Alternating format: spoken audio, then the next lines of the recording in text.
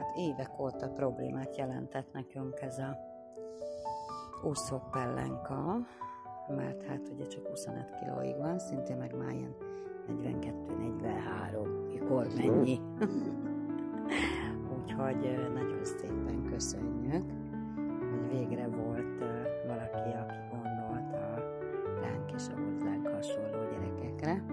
Mi nagyon imádjuk, nagyon kényelmes, igaz életem?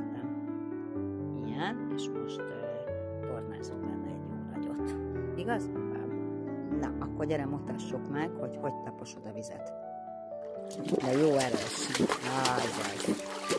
Nagyon jó vagy. Úgy, még biciklizzél. Hát úgy tűnik, hogy a napocska elbújt. Na, még egy kicsit biciklizzél benne. Jó erősen. Csapjad ezt a vizet. Csapjad. Azaz.